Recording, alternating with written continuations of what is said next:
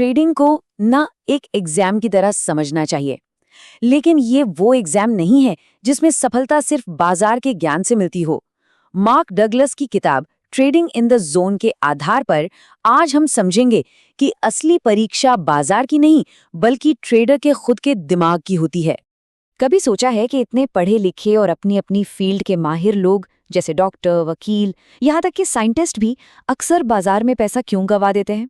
देखिए, इसकी वजह बाजार की समझ में नहीं बल्कि खुद की साइकोलॉजी को न समझ पाने में छुपी है। अगर सिर्फ अच्छी खासी एनालिटिकल नॉलेज ही सब कुछ होती तो हर एक्सपर्ट आज अमीर होता। तो फिर गड़बड़ कहाँ है? चलिए इसी सवाल का जवाब ढूंढते हैं।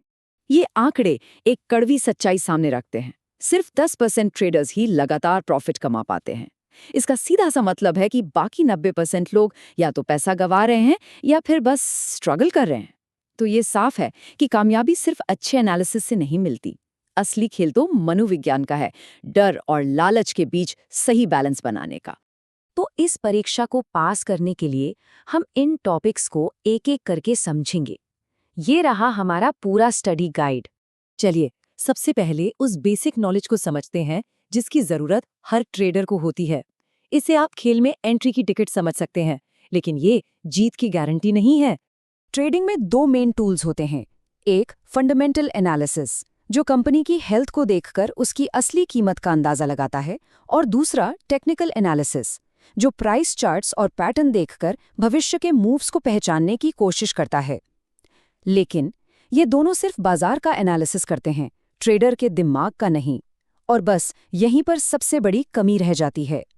तो अब आते हैं इस एग्जाम के सबसे जरूरी सब्जेक्ट पर, ट्रेडर की अपनी अंदरूनी दुनिया, यानी उसके दिमाग और इमोशंस का मैनेजमेंट।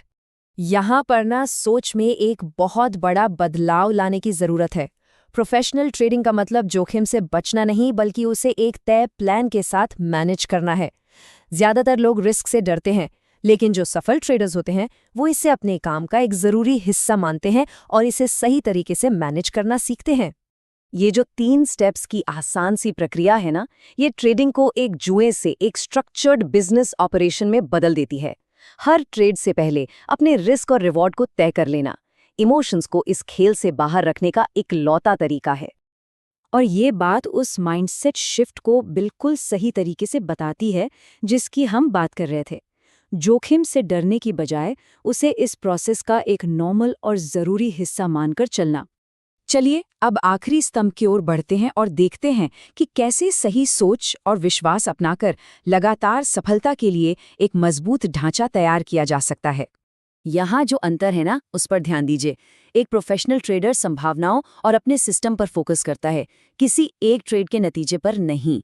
वो ये बात अच्छी तरह जानता है कि कोई एक ट्रेड मायने नहीं रखता, बल्कि सैकड़ों ट्रेड्स के बाद का जो नतीजा है, असली खेल वो है। इन विश्वासों को अपनाने से एक बेफिक्र सोच बनाने में मदद मिलती है। अब बेफिक्र होने का मतलब लापरवाह होना नहीं है। इसका मतलब है हर एक ट्रेड के नतीजे के इमोशनल बोझ से आज़ाद होना।